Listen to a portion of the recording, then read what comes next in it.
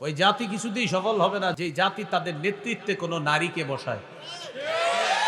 এটা নবীজি বলছে। এখন মনে করেন এরপরে আপনাদের কেউ চান না হুজুর আবার নারী বসাবো, তো এই জন্য লেখা দিবেন এইভাবে, সামনে থেকে পোস্টার করবেন, আগামীতে আবারও নারী নেতৃত্ব চাই, কেননা আমি সারা জীবন হতবাগা থাকতে চাই। না, এটাও আসলে ঠিক, কারণ নবী বলছে যেহেতু এটাই ঠিক। আপনি যদি নারী নেতৃত্ব আবার চান তো আপনার ভাগ্য আল্লাহর কসম কোনোদিন পরিবর্তন হবে না। সিদ্ধান্ত নেওয়া এখনই সময়ের দাবি। আল্লাহ আমাদের দেশের জন্য একজন ন্যায়পরায়ণ পুরুষ শাসক দিয়ে দেন। অশুদ্ধ আকীদা মিশ্রিত বিশুদ্ধ আকীদা। তো সূরা আহজাবের 40 নম্বর আয়াত, এই আয়াতে আল্লাহ বলেন, মা কানা মুহাম্মাদুন আবা আহাদিম মির রিজালিকুম ওয়ালাকির রাসূলুল্লাহ ওয়া খাতামান নাবিয়্যিন। মুহাম্মদ সাল্লাল্লাহু আলাইহি সাল্লাম তোমাদের কোনো সাবালক পুরুষের পিতা নন, তিনি আল্লাহর রাসূল, তিনি শেষ নবী। এটা হলো অনুবাদ। এই পৃথিবীতে একদল মানুষ আছে, তাদেরকে আয়াতের অনুবাদ জিজ্ঞাসা করলে তারা অনুবাদ কি করে জানেন? অনুবাদ এইভাবে করবে, মুহাম্মদ সাল্লাল্লাহু আলাইহি সাল্লাম তোমাদের কোনো সাবালক পুরুষের পিতা নন, ঠিক আছে, ওয়ালাকির রাসূলুল্লাহ, তিনি আল্লাহর রাসূল, এতটুকু ঠিক আছে। যেই মাত্র বলবেন ও খাতামান নাবিয়্যিন, তখন কি করবে জানেন? আপনি বলবেন খাতামান নাবিয়্যিনের অনুবাদ করেন, তখন বলবে ভাই একটু ভিতরে আসেন, চা খান, পান খান, আপনার সাথে একটু কথা আছে। আপনি বলবেন কোনো কথা নাই, খাতামান নাবিয়্যিন অর্থ শেষ নবী, এটা অনুবাদ করেন, বলবে এখানে ব্যাখ্যা আছে। ইমাম গাজালি বলেন খাতামান নাবিয়্যিন অর্থ মুহাম্মদ সাল্লাল্লাহু আলাইহি সাল্লাম শেষ নবী, ব্যাখ্যার সুযোগ নাই, মুহাম্মদ সাল্লাল্লাহু আলাইহি সাল্লামের পরে আর কোনো নবী নাই। এই কথায় যদি কারো কোনো সন্দেহ থাকে, এই সন্দেহ যে পোষণ করবে ও কাফের, ওর অনুসারী কাফের। কোনো মুসলমান যদি সংসদে দাঁড়ায়ও তার সমর্থন করে, সেও কাফের। ইসলামী আকীদা। এইগুলো এক নম্বর দৃষ্টান্ত, আমাদের নবী শেষ নবী। দৃষ্টান্ত নাম্বার 2, এই আকীদাটাকে বলা হয় খতমে নবুয়ত আকীদা। কি বলা হয়? মানে আকীদায়ে খতমে নবুয়ত, মানে মুহাম্মদ সাল্লাল্লাহু আলাইহি সাল্লাম শেষ নবী। সহিহ বুখারীর বর্ণনা 3535, মানে 3535 নম্বর হাদিস। এই হাদিসের মধ্যে আছে قال رسول الله صلى الله عليه وسلم إن مثلي ومثل الأنبياء من قبلي كمثل رجل بنى بيتا فأحسنه وأجمله إلا موضع لبنة في زاوية। রাসূলুল্লাহ সাল্লাল্লাহু আলাইহি সাল্লাম বলেন, আমার আর আমার পূর্ববর্তী নবীদের দৃষ্টান্ত হলো এমন এক ব্যক্তির মতো, যে ব্যক্তি একটি সুন্দর ঘর বানিয়েছে, ঘরটা সুন্দরভাবে সাজিয়েছে, ঘরের কোনায় একটা ইটের জায়গা বাকি আছে। বলেন ঘর কি সমাপ্ত না অসমাপ্ত? ফাজআলান নাসু ইয়াতুফুনা বিহি ওয়া ইয়াজাবুনা লা ওয়া ইয়াকুলুনা হাল্লা উদিআত হাদিহিল লাবিনা। মানুষ এই ঘরের চারপাশে ঘুরতে থাকে আর ঘরটা দেখতে থাকে, ঘরের সৌন্দর্য দেখে সর্বশেষ যখন দেখে একটা ইটের জায়গা ফাঁকা, মানুষ আশ্চর্য হয়ে প্রশ্ন করে আর বলা বলি করে, হাল্লা উদিআত হাদিহিল লাবিনা, এই ইটটা কেন স্থাপন করা হলো না, লাগানো হলো না, ইটের জায়গাটা কেন ফাঁকা রাখা হলো? ফাকাল রাসূলুল্লাহ সাল্লাল্লাহু আলাইহি ওয়াসাল্লাম আনাল লাবিনা। রাসূলুল্লাহ সাল্লাল্লাহু আলাইহি সাল্লাম বলেন, আমি হলাম সেই ইট। আদম থেকে ঈসা নবী পর্যন্ত নবুয়তের ঘর আল্লাহ সাজিয়েছেন, একজন নবী আসা বাকি ছিল, সেটাই আমি নবী মুহাম্মদ সাল্লাল্লাহু আলাইহি ওয়াসাল্লাম। আমাকে আল্লাহ পাঠিয়ে ওই ইটের জায়গা যেটা ফাঁকা, এই জায়গাটা আল্লাহ পূরণ করে নবুয়তের ঘরের সৌন্দর্যের সমাপ্ত আল্লাহ করে দিয়েছেন। হাদিসের শেষে নবী বলেন, আনা খাতামুন নাবিয়্যিন লা নাবিয়্যা বা'দি, আমি শেষ নবী, আমার পরে আর নবী হবে না, আমার পরে আর কোনো নবী নাই। দৃষ্টান্ত নাম্বার 3, সহিহ মুসলিমের বর্ণনা 523 নম্বর হাদিস। এই হাদিসের মধ্যে আছে قال رسول الله صلى الله عليه وسلم فضلت على الأنبياء بستين। নবীজি বলেন আমাকে অন্যান্য নবীদের উপর শ্রেষ্ঠত্ব দেওয়া হয়েছে বিসিত্তিন, আলাদা স্পেশাল 6টি বৈশিষ্ট্যের কারণে। বলেন তো আমাদের নবীর আলাদা স্পেশাল কয়টি বৈশিষ্ট্য? 1 নম্বর, উতিতু জাওয়ামিআল কালিম, আমাকে কম শব্দে ব্যাপক অর্থবোধক সম্পন্ন বাক্য বলার যোগ্যতা আল্লাহর পক্ষ থেকে দেওয়া হয়েছে। আমাদের নবীজি কথা বলতেন কম, ব্যাপক অর্থবোধক সম্পন্ন কথা বলতেন। এই জন্য কথা কম বলা জরুরি বিষয়। এই ওয়াজ মাহফিলে বয়ানও কম, এটা জরুরি। ওয়াজ মাহফিলে বয়ান সীমিত হবে, যেমন অনেকগুলো আলোচক দাওয়াত দিচ্ছেন, মাশাআল্লাহ বিষয়বস্তু দিয়ে দিছে, এটা একটা ভালো দিক। এক এক আলোচকের বিষয়বস্তু থাকবে, এটার উপর কথা হবে, বাস। এখানে আলাদা অন্য কোনো আলোচনা হবে না। এই বিষয়ের উপর আলোচনা শেষ, আপনি চলে যান, আসসালামু আলাইকুম, আরেকজন কথা বলবে, শেষ।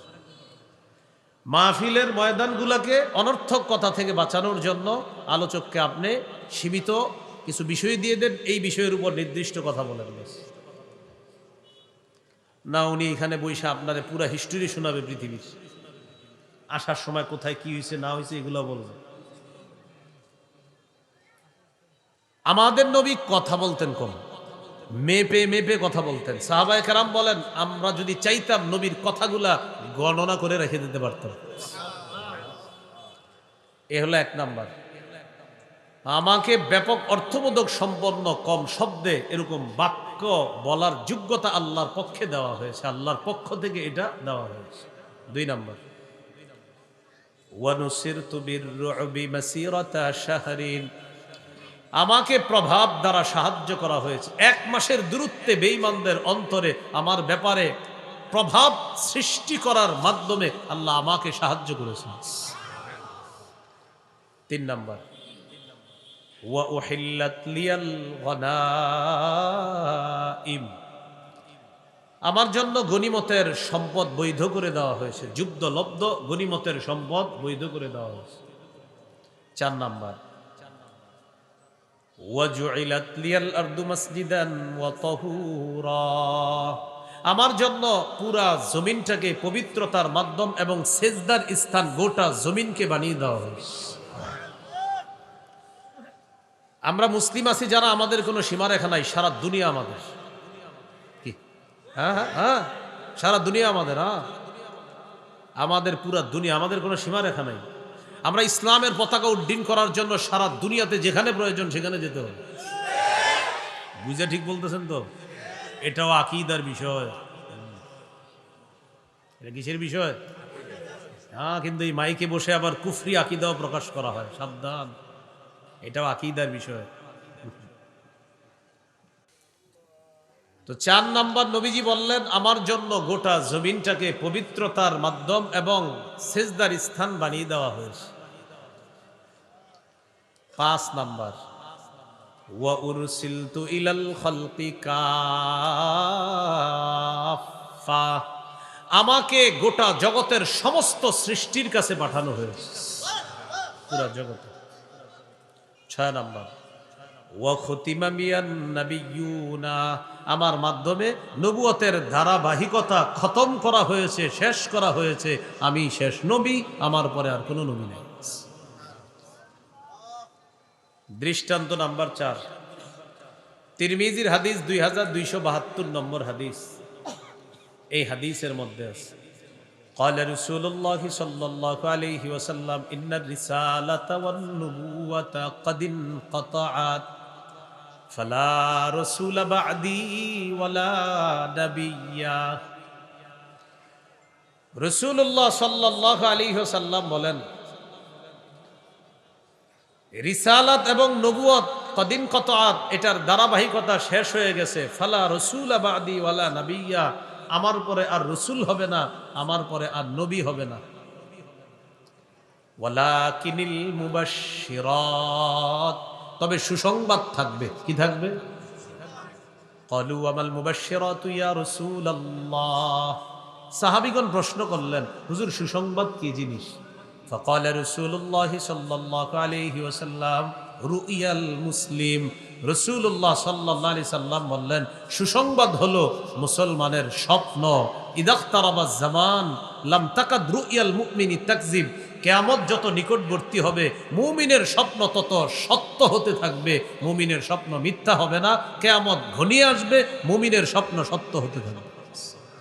এটা সুসংবাদ, বলেন এটা কি সুসংবাদ দান করে আর কি এটা। তাহলে নবুয়তের দরজা বন্ধ, রিসালাতের দরজা বন্ধ, সুসংবাদ বাকি আছে, এটা বললেন নবীজি সাল্লাল্লাহু আলাইহি ওয়াসাল্লাম। দৃষ্টান্ত নাম্বার 5, তিরমিজির হাদিস 2219 নম্বর হাদিস। এই হাদিসের মধ্যে আছে, قال رسول الله صلى الله عليه وسلم لا تقوم الساعة حتى تلحق قبائل من أمتي بالمشركين وحتى يعبدوا الأوثان। নবীজি বলেন, কিয়ামত ততক্ষণ সংগঠিত হবে না যতক্ষণ আমার উম্মতের একদল মুশরিকদের সাথে মিলিত না হবে। শুধু তাই নয়, তাদের শিরকি কাজের মধ্যেও তারা অংশগ্রহণ করবে। কি বলছেন আপনারা বুঝতেছেন কিছু? কি বলছে? কিয়ামত ততদিন হবে না আমার উম্মতের একদল মুশরিকদের সাথে মিলিত হবে। শুধু মিলিত না, শুভেচ্ছার বন্যা বসবে। কিসের বন্যা? নাম হবে সম্প্রীতি। কি নাম দিবে? মানে সম্প্রীতির নাম দিয়ে শিরিকও করে ফেলবে, নাম দিবে সম্প্রীতি। তো এগুলা যখন দেখি তখন আপনি মনে করেন না যে হুজুর, যে এগুলা দেখার পরে কি মনে হয়? কি মনে হয়? নবীর কথা যে সত্য, এটাই মনে হয়। আর কি মনে হবে? তো নবী বলেন, আমার উম্মতের একদল মুশরিকদের সাথে মিলিত হবে, তাদের ইবাদত আর্চনা, তাদের অনুষ্ঠানে তারা অংশগ্রহণ করবে, এটার নাম দিবে সম্প্রীতি। এখন আপনারা বলেন, নবীজি বলছে এরকম হবে, কবে হবে? হচ্ছে, জি হচ্ছে। এরপরে রাসূলুল্লাহ সাল্লাল্লাহু আলাইহি সাল্লাম বলেন, ওয়া ইন্নাহু সায়াকুনু ফি উম্মতি সালাসুনা দাজ্জালুনা কাযযাবুন। আমার পরে আমার উম্মতের মধ্যে 30 জন মিথ্যাবাদী দাজ্জালের আবির্ভাব ঘটবে। কুল্লুহুম ইয়াজউমু আন্নাহু নাবিয়্যুন, প্রত্যেকে দাবি করবে সে নবী। বলি নাউযুবিল্লাহ। ওয়ালা নাবিয়্যা বাদি, নবী বলেন শোনো, আমার পরে আর কোনো নবী হবে না, আমার পরে আর কোনো নবী নাই।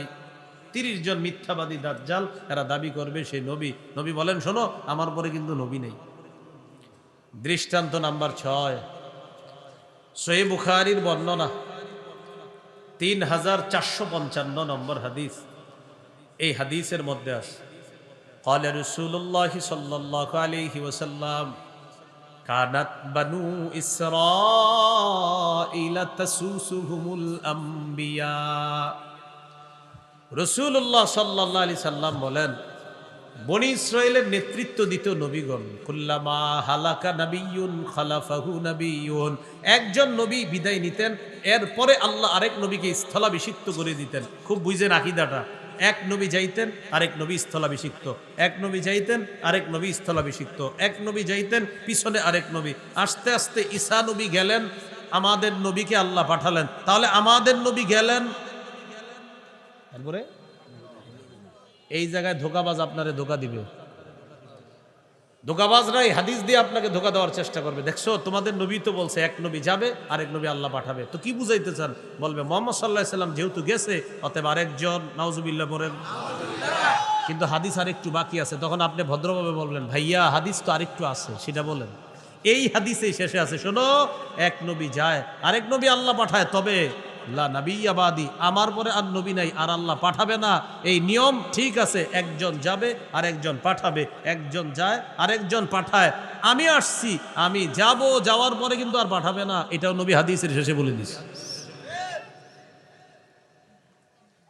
দৃষ্টান্ত নাম্বার 7, সহিহ বুখারীর বর্ণনা 4416 নম্বর হাদিস।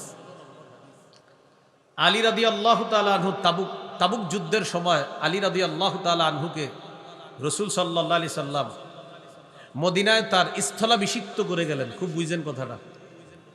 একজন নবী তার সাহাবীকে স্থলাভিষিক্ত করে গেলেন দায়িত্ব পালন করার জন্য মদিনার। নবী কোথায় যাবে? তাবুক যুদ্ধে। তো তাবুকের যুদ্ধে যাওয়ার সময় হযরত আলী রাদিয়াল্লাহু তাআলা আনহুকে যখন প্রতিনিধি বানাইলেন, খলিফা বানাইলেন, আলী রাদিয়াল্লাহু তাআলা আনহু বললেন নবীজিকে, আতুখাল্লিফুনি ফিন নিসাই ওয়াস সিবিয়ান, হুজুর আপনি আমাকে নারী আর শিশুদের মাঝে রেখে গেলেন, আমাকে নারী আর শিশুদের মাঝে আপনার প্রতিনিধি বানায়া গেলেন। কে বললেন? হযরত আলী রাদিয়াল্লাহু তাআলা। নবীজি বললেন, খুব মন দিয়ে শুনবেন অনুবাদটা কি বলছে নবী, আলা তারদা আন তাকুনা বিমানজিলাতি হারুনা মিন মূসা। আলী, মূসা নবীর স্থলাভিষিক্ত হয়ে হারুন নবী যেমন মর্যাদা লাভ করছে, তুমিও কি আমার স্থলাভিষিক্ত হয়ে ওই মর্যাদায় অধিষ্ঠিত হওয়াটা তোমার পছন্দ না? সুবহানাল্লাহ। বুঝেন, কিন্তু এখানে ধোকার সুযোগ আছে। কি বলতেছে? মূসা নবীর স্থলাভিষিক্ত কোন নবী হয়েছে? আচ্ছা, আমাদের নবীজির স্থলাভিষিক্ত কে হচ্ছেন? আলী। আলী রাদিয়াল্লাহু তাআলা আনহু কি বলছেন, আলী তুমি কি চাও না তুমি হারুন নবীর মতো ওই মর্যাদা অর্জন করবা যেটা হারুন নবী মূসা নবীর প্রতিনিধি হয়ে মর্যাদা অর্জন করেছে, তুমিও কি আমার খলিফা হয়ে ওই মর্যাদা অর্জন করতে চাও না? তাহলে বলেন তো, হযরত আলী হলেন আমাদের নবীর খলিফা, এখন ওই আলী কোন নবীর স্থানে রাখলেন নবীজি? হযরত হারুন নবী। কোন নবী? তাহলে হারুন নবী, বলেন হারুন। আবার হারুন তার মর্যাদায় অধিষ্ঠিত করতেছে কোন সাহাবীকে? এখন আপনারে বুঝাবে, দেখছো হারুন নবীর মতো আলী, হারুন নবীর মতো, আবার হারুন নবীর মতো, এর মানে আলীও এই জায়গায় ধোকা দেয়। নবী আবার সাথে সাথে বলে দিছে, আলী শোনো, তোমারে বলছি হারুন নবীর মর্যাদা লাভ করবা, এর মানে এই না যে তুমি নবী হয়ে যাবা, না, আমার পরে আর নবী নাই, এটা দুনিয়াবাসীরে জানায় দিবে। তাহলে মূসা নবীর স্থলাভিষিক্ত হয়েছেন হারুন নবী, আমার স্থলাভিষিক্ত হচ্ছ তুমি। তবে আলী শোনো, তুমি সাহাবী, হারুন নবী নবী, তুমি কিন্তু সাহাবী, আমার পরে আর নবী হবে না, আমার পরে আর নবী নাই, এই আকীদাটাও ঠিক রেখো। আলী রাদিয়াল্লাহু তাআলা নবী ওই হাদিসেই নবী এই কথা বলে দিস। দৃষ্টান্ত নাম্বার 8, সহিহ বুখারীর বর্ণনা 3532 নম্বর হাদিস। এই হাদিসে আমাদের নবীর নামের মধ্যেই প্রমাণ হবে আমাদের নবী যে শেষ নবী। সুবহানাল্লাহ। قال رسول الله صلى الله عليه وسلم لي خمسة أسماء, নবীজি বলেন আমার 5টি নাম আছে। 1 নাম্বার আনা মুহাম্মদ, আমি মুহাম্মদ সাল্লাল্লাহু আলাইহি ওয়াসাল্লাম। 2 নাম্বার ওয়া আনা আহমদ, আমার নাম আহমদ সাল্লাল্লাহু আলাইহি ওয়াসাল্লাম। 3 নাম্বার ওয়া আনাল মাহি আল্লাযী ইয়ামহুল্লাহু বিল কুফরা, আমার নাম মাহি সাল্লাল্লাহু আলাইহি সাল্লাম, যার মাধ্যমে আল্লাহ সমস্ত কুফুরকে মিটিয়ে দিবেন। 4 নাম্বার ওয়া আনাল হাশিরুল্লাযী ইহশারুন নাসু আলা কদামাইয়া, আমি হাশির সাল্লাল্লাহু আলাইহি সাল্লাম, আমার চারপাশে মানুষকে সমবেত করা হবে কিয়ামতের ময়দানে। 5 নাম্বার ওয়া আনাল আকিব, আমি সর্বশেষ আগমনকারী নবী। সুবহানাল্লাহ। তাহলে আমাদের নবী সর্বশেষ আগমনকারী নবী। 6 এবং 7 নাম্বার দৃষ্টান্ত থেকে আপনাদেরকে একটু জিজ্ঞাসা করি, একটু খুব মন দিয়ে শোনেন। 6 নাম্বার দৃষ্টান্ত ছিল, নবী বলছেন বনি ইসরাইলে এক নবী যাইতো, আরেক নবী আল্লাহ এর পরে পরে পাঠিয়ে দিতেন। তাহলে নিয়মটা হলো এক নবী যাবে, আরেক নবী আল্লাহ পাঠাবে, এক নবী যাবে, আরেক নবীকে আল্লাহ প্রতিনিধি এর পরে পাঠিয়ে দিবেন। ঈসা নবী গেলেন, আমাদের নবীকে পাঠাইলেন, তাহলে আমাদের নবী গেলেন, এরপর বলেন কোথায় আছে? বলেন ওই হাদিসে আছে। বলেন কোথায় আছে এই কথা? 7 নাম্বার দৃষ্টান্ত থেকে আপনাদেরকে জিজ্ঞাসা করি, হযরত আলী রাদিয়াল্লাহু তাআলা আনহুকে নবীজি মদিনায় যখন প্রতিনিধি বানিয়ে রেখে তাবুক যুদ্ধে যাওয়ার সময় বললেন, আলী তুমি মূসা নবী হারুন নবীকে যেমন প্রতিনিধি খলিফা বানিয়ে চলে গেলেন, তুমি কি চাও না হারুন নবীর ওই মর্যাদায় তুমিও অধিষ্ঠিত হয়ে তুমি কি সন্তুষ্ট হতে চাও না? তার মানে হযরত আলীও হারুন নবীর মতো, তাহলে তিনি কি নবী না সাহাবী? ওই হাদিসে নবী কি বলে দিছে? আমার পরে আর কোনো নবী হবে না। হ্যাঁ, আল্লাহ আমাদেরকে কথাগুলো মনে রাখার তৌফিক দান করেন। তাহলে বলেন আকীদা, আমাদের নবীর পরে আর কোনো নবী হবে না বা নাই বলবেন, আসবে না বললেন না, কি বলবেন না? বলবেন হবে না। বলেন আমাদের নবীর পরে কোনো নবী, বারবার বলেন, আবার বলেন। এখন একদল আপনারে বুঝাবে হবে না না আসবে না, আপনারে বলবে, তখন আপনি বলবেন হবে না, আপনি বলবেন হবে না, হবে না, হবে না। হ্যাঁ বলবে ঈসা নবী তো আসবে, আপনি বলবেন ঈসা নবী আসলে আপনার সমস্যা কি? তখন আপনারা বলবে একটু বুঝাই দাও, তখন আমার সাথে চলেন আমরা বুঝাই ওদেরকে। বলেন ঈসা নবী আমাদের নবীর আগে নবী হয়েছেন, তিনি এখনো মৃত্যুবরণ করেননি।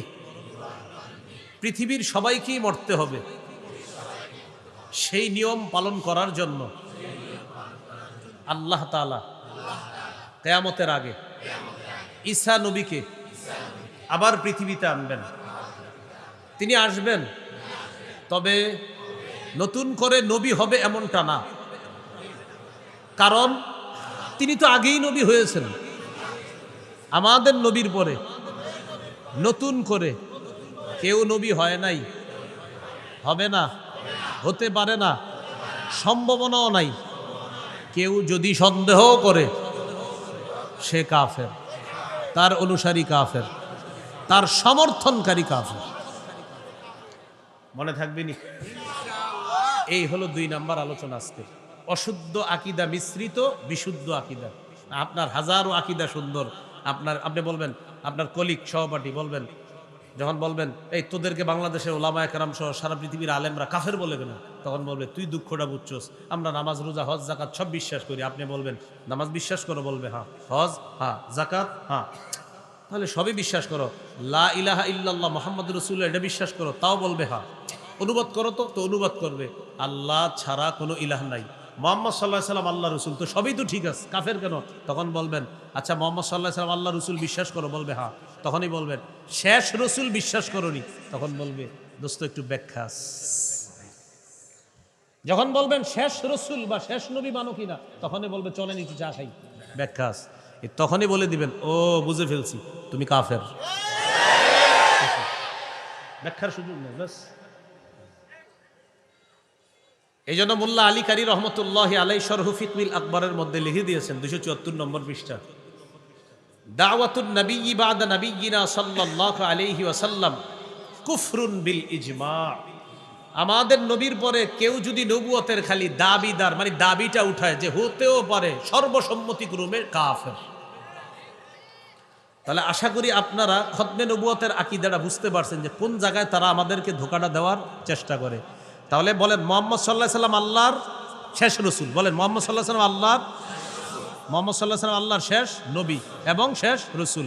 তাহলে তারা বলে লা ইলাহা ইল্লাল্লাহ অর্থ আল্লাহ ছাড়া কোনো ইলাহ নাই, মুহাম্মদ সাল্লাল্লাহু আলাইহি সাল্লাম আল্লাহর রসুল, সবই ঠিক আছে। তাহলে সমস্যা কোথায়? আল্লাহর শেষ রসুল, আল্লাহর শেষ নবী, এই জায়গায় তারা ব্যাখ্যা করতে চায়, এই জন্য কাফের। আজকের 3 নম্বর আলোচনা, বলেন সংশয়বাদী আকীদা। কি আকীদা? সংশয়বাদী আকীদা কাকে বলে জানেন? কিয়ামত বিশ্বাস করেন, তখন বলে 50-50 চান্স, হতেও পারে নাও হতে পারে, এরকম। কিছু লোক টক শোতে যায়, টক শো, তো যাওয়ার পর মনে করেন উনি ইংরেজি পারে, তো ইংরেজি পারাটা খারাপ না, এখানে আপনারা যারা আছেন অনেকে ইংরেজি পারেন, তো তাকে জিজ্ঞাসা করে আখেরাত বিশ্বাস করেন, তখন বলে বিলিভ ইট, এগুলো বিশ্বাস করি না, এরকম বলে দেয় আর কি, মানে এটা ইংরেজি বলে দিন, উনি বুঝায় যে আমি অনেক শিক্ষিত। তো আপনারা ভালো ইংরেজি যারা পারেন তারা বলে দেন ভাইয়া ইংরেজি তো আমরাও পারি, এই জন্য এরকম ভাব নিতে হবে কেন? হ্যাঁ, মানে উনি ইংরেজিতে বলে দিল উনি আখেরাত বিশ্বাস করেন। তো আবার চকশুতে জিজ্ঞাসা করে আখেরাত বিশ্বাস করেন, মেবি, হতেও পারে নাও হতে পারে। নোয়াখালী মসজিদের খতিব সাহেবের শুনছি বলছে আখেরাতের কিয়ামত হবে, হুজুর বলছে হইতেও পারে নাও হইতে পারে, বাস ঈমান শেষ। এখন আমাদের আকীদা দুরুস্ত করি, বলেন কিয়ামত কি হতে পারে না নিশ্চিত হবে? এটা আমাদের আকীদা, নিশ্চিত কিয়ামত হবে। বলেন সূরা নাবা 17 নম্বর আয়াত, কোন সূরা? কত নম্বর আয়াত? এই আয়াতে আল্লাহ বলেন ইন্না ইয়াউমাল ফাসলি কানা মিকাতা, বিচার দিবসের, কিয়ামত দিবসটা মিকাতা, সুনির্ধারিত। কিয়ামত দিবসটা কি? সুনির্ধারিত। বলেন আল্লাহ তাআলা এটা মুলতবি করে রেখেছেন, সময় মতো ঘটিয়ে দিবেন। দলিল সূরা হুদ 104 নম্বর আয়াত। এই আয়াতে আল্লাহ বলেন ওয়ামা নুআখিরুহু ইল্লা লিআজালিম মা'দুদ, আমি কিয়ামতের বিষয়টাকে গনে গনে কিছু দিনের জন্য মুলতবি করে রেখেছি, সময় মতো ঘটায় দিব। তাহলে আমাদের আকীদা কিয়ামত হতে পারে, নাউজুবিল্লাহ, বলেন কিয়ামত হতে পারে, তাহলে নিশ্চিত হবে। তো সংশয়বাদী আকীদা যারা রাখবে তাদের ঠিকানা জাহান্নাম। দলিল 25 নম্বর পারা 20 নম্বর পৃষ্ঠা সূরাতুল জাসিয়া 32 থেকে 35 নম্বর আয়াতে আল্লাহ বলেন, وَإِذَا قِيلَ إِنَّ وَعْدَ اللَّهِ حَقٌّ وَالسَّاعَةُ لَا رَيْبَ فِيهَا। কিছু মানুষ আছে যখন তাদেরকে বলা হয় আল্লাহর ওয়াদা সত্য, وَالسَّاعَةُ لَا رَيْبَ فِيهَا, কিয়ামত হবে এতে কোনো সন্দেহ নাই। কুলতুম মা নাদরি মাস-সাআ, তখন তোমরা সংশয়বাদী কিছু মানুষ জবাব দিতা মা নাদরি মাস-সাআ, আমরা জানি না কিয়ামত কি জিনিস। ইন্নাজুন্নু ইল্লা যান্না, আমরা শুধু ধারণা রাখি। ওয়া মা নাহনু বিমুস্তাইকিনিন, আমরা দৃঢ়ভাবে বিশ্বাস করি না। নাউজুবিল্লাহ। আল্লাহ বলেন কিছু মানুষ আছে তাদেরকে যখন বলা হয় আল্লাহর ওয়াদা সত্য, কিয়ামত হবে কোনো সন্দেহ নাই, তখন তোমরা সংশয়বাদী কিছু মানুষ বলতা যে কিয়ামতের বিষয়টা আমরা এটা কিয়ামত কি জিনিস জানি না, এরপরে তোমরা এরকম বলতা আমরা শুধু ধারণা রাখি। ওমা নাহনু বিমুস্তাইকিনিন, আমরা দৃঢ়ভাবে বিশ্বাস করি না। বলি নাউজুবিল্লাহ। এরপরে আল্লাহ তাআলা বলেন وَبَدَا لَهُمْ سَيِّئَاتُ مَا عَمِلُوا وَحَاقَ بِهِم مَّا كَانُوا بِهِ يَسْتَهْزِئُونَ। সেদিন তাদের সামনে তাদের কৃতকর্ম প্রকাশ পেয়ে যাবে, তাদের উপহাসের কারণে তাদের চারদিক থেকে আযাব তাদেরকে বেষ্টন করে ফেলবে। বলি নাউজুবিল্লাহ। আল্লাহ তাআলা বলেন وَقِيلَ الْيَوْمَ نَنسَاكُمْ কামা নাসিতুম লিকা ইয়াউমিকুম হাদা, তোমরা যেমনি ভাবে আজকের এই দিনটা ভুলে গিয়েছো, আমি আল্লাহ তোমাদেরকে ছেড়ে দিব। আমি আজকে আল্লাহ তোমাদের ব্যাপারে ফয়সালা করব, কোনো ওজন নির্ধারণ করব না। কিসের ওজন? কাজই তো করো নাই, ইমানই তো নাই, বিনা ওজনে জাহান্নাম যাও। এরপরে ওজনের পাল্লা আল্লাহ স্থাপন করবেন, দেখাবেন দেখো কোনো ওজন নাই আমলের। কেন নাই? এটা প্রথমে আলোচনা করছি। অদেখা উড়ন্ত বিক্ষিপ্ত ধূলিকণা মরিচিকাকে পানি মনে করার মতো ভুলে গেছেন সবাই, শুধু দিন আলোচনা করলাম। আল্লাহ তাআলা শেষের দিকে বলেন ওয়া মাওয়াকুমুন নার, তোমাদের ঠিকানা জাহান্নাম। ওয়া মা লাকুম মিন নাসিরিন, তোমাদের কোনো সাহায্যকারী থাকবে না। আল্লাহ আমাদের সকলকে সংশয়বাদী আকীদা থেকে হেফাজত করেন। 4 নাম্বার আকীদা, সর্বশেষ আলোচনা আজকে, বিশুদ্ধ আকীদা। বলেন কি আকীদা? এটা জরুরি। বলেন গম পরিমাণ, জব পরিমাণ, অথবা সরিষার দানা পরিমাণ খাঁটি ঈমান নিয়ে যদি মরতে পারি একদিন জান্নাতে যাব ইনশাআল্লাহ। কি পরিমাণ? গম পরিমাণ, জব পরিমাণ বা সরিষার দানা পরিমাণ। সহিহ বুখারীর বর্ণনা, রাসূলুল্লাহ সাল্লাল্লাহু আলাইহি সাল্লাম বলেন ইয়াখরুজু মিনান নার মান ক্বালা লা ইলাহা ইল্লাল্লাহ ওয়া ফি কলবিহি মিসকালু ওয়াজনু শাঈরাতিন মিন খাইর ওয়া ফি কলবিহি ওয়াজনু দাররাতিন মিন খাইর ওয়া ফি কলবিহি ওয়াজনু বুররাতিন মিন খাইর আই মিন ঈমান। যে ব্যক্তি লা ইলাহা ইল্লাল্লাহর বিশ্বাস নিয়ে মারা যাবে আর তার অন্তরে যদি গম পরিমাণ, জব পরিমাণ, সরিষার দানা পরিমাণ ঈমান থাকে, এই বেচারা যদি কোনো গুনাহের কারণে জাহান্নামে যায়ও কিন্তু ওর ঈমানটা পিওর, একদিন আল্লাহ জাহান্নাম থেকে বের করে জান্নাতে দিয়ে দেবেন। তো এই জন্য আজকে থেকে আপনারা ঈমানটা পিওর রাখবেন, আর কোনো আমল করেন না। হ্যাঁ নাকি করতে হবে? হ্যাঁ করতে, আমল কিন্তু করতে হবে। এটা মনে করেন না যে হুজুর বাস খাঁটি ঈমান, কিন্তু খাঁটি ঈমান মানেই তো নামাজ পড়বেন, ঈমান আছে বলেই তো নামাজ পড়বেন, ঈমান আছে বলেই তো হজ করবেন। কেন বলেন সবাই? কেন বলেন সবাই? এটাই তো ঈমানের দাবি। বলেন এটা কি? নামাজ কেন পড়বো? ঈমানের চাওয়া এটা। রোজা কেন রাখবো? ঈমানের চাওয়া। হজ কেন করবো? ঈমানের চাওয়া। তো চাওয়াও তো পূরণ করতে হবে। সহিহ বুখারীর বর্ণনা 6443 নম্বর হাদিস, 1237 নম্বর হাদিস। 1237 হাদিসটা একটু ছোট আছে, 6443 একটু বড় আছে। কোনটা শুনবেন? বড়টাই শোনেন, সমস্যা নেই। হ্যাঁ, এই হাদিসের মধ্যে বর্ণনাকারী সাহাবীর নাম আবু যর গিফারি রাদিয়াল্লাহু তাআলা। তিনি বলেন একদিন রাতের বেলা নবীজির সাথে আমি বের হলাম। মানে নবীর সাথে আমি বের হয়েছি এমন না, নবীজি রাতে হাঁটতেছে চাঁদের আলোতে, আমিও একটু দূরে দূরে হাঁটতেছি। আমি ভাবলাম নবীজি মনে হয় একা একা হাঁটাটা পছন্দ করতেছে, থাক একাই হাঁটুক, আমি দূরে দূরে হাঁটি। তো নবীজি একা হাঁটে, আমিও দূরে দূরে হাঁটি, আর দেখি নবীজি কই যায়। ফালতাফাতা ইলাইয়া, হঠাৎ আমার দিকে তাকাইছে। তাকায়া রাত তো বললেন, মান কে? এটা দেশ গ্রামের মানুষকে বোঝানো সহজ। রাতের বেলা পুকুরের এই পাশে আছেন আপনি, হঠাৎ পুকুরের ওই পাশে কারে যেন আপনি অনুভব করলেন, এই কে রে ওই পাশে, বলি না আমরা। তো রাতের বেলা রসুল সাল্লাল্লাহু আলাইহি সাল্লাম বললেন, মান, এই কে? আবু যর রাদিয়াল্লাহু তাআলা আনহু বললেন, আবু যাররিন, হুজুর আমি আবু যর। ও আবু যর, জি, তাল, আরে এদিকে আসো। সুবহানাল্লাহ। তাহলে সাহাবীকে কাছে নিয়ে আসলেন, আনার পর নবীজির পাশে পাশে হাঁটতেছে। এবার সাহাবী, একটু দৃশ্যটা কল্পনায় আনেন তো, এতক্ষণ ছিলেন দূরে, এখন নবী আর তার একজন সাহাবী, আশেপাশে কেউ নাই, চাঁদের আলোতে। একজন হলেন মাখলুকের মধ্যে শ্রেষ্ঠ মাখলুক, আর আরেকজন হলেন মানুষের মধ্যে, উম্মতের মধ্যে যারা শ্রেষ্ঠ উম্মত, তাদের একজন, আল্লাহ রসুলের সাথে হাঁটতেছে। তো হাঁটতেছে হাঁটতেছে নবীজি বলতেছে, আবু যর, ইন্নাল মুকসিরিনা হুমুল মুকিল্লুনা ওয়া ফি রিওয়ায়া আল আকাল্লুনা ইয়াউমাল কিয়ামা। এক জায়গায় আছে আল আকসারুনা আল আকাল্লুনা ইয়াউমাল কিয়ামা, আরেক জায়গায় ইন্নাল মুকসিরিনা হুমুল মুকিল্লুনা ইয়াউমাল কিয়ামা। আবু যর, দুনিয়াতে যাদের সম্পদ বেশি, আখিরাতে তাদের সওয়াব হবে একদম কম। বাড়িওয়ালারা টেনশনে পড়ে গেছে, জমিদাররা, হ্যাঁ টেনশনে পড়ছেন, টেনশনে পড়ছেন। টাকাওয়ালারা টেনশনে পড়েন নাই? কি বলছে? টাকাওয়ালারা, দুনিয়াতে বেশি টাকা যাদের, আখেরাতে সব কি হবে? অনেকে পুরাই চেহারা কালো, হুজুরি কি বললেন আপনি? টেনশন করেন না, পরে কি বলে দেখেন। ইল্লা মান আতাহুল্লাহু খায়রা ফানাফাখা আন ইয়ামিনিহি ওয়া আন ইয়াসারিহি ওয়া বাইনা ইয়াদাইহি ওয়া মিন খালফিহি। তবে আল্লাহ যাকে সম্পদ দিয়েছেন, সে ডানে বামে সামনে পিছনে আত্মীয় স্বজন, অসহায় মিসকিন দরিদ্র অসহায়, তাদের প্রতি খেয়াল রাখে, তাদের প্রতি খরচ করে। যাকে আল্লাহ টাকা দিয়েছে, টাকাগুলা খাত অনুযায়ী সঠিকভাবে সে আদায় করে, সে দুনিয়াতে যেমন অনেক টাকার মালিক, কিয়ামতের ময়দানে প্রচুর সওয়াবেরও মালিক হবে। টেনশনের কিছু নাই। কাদের জন্য?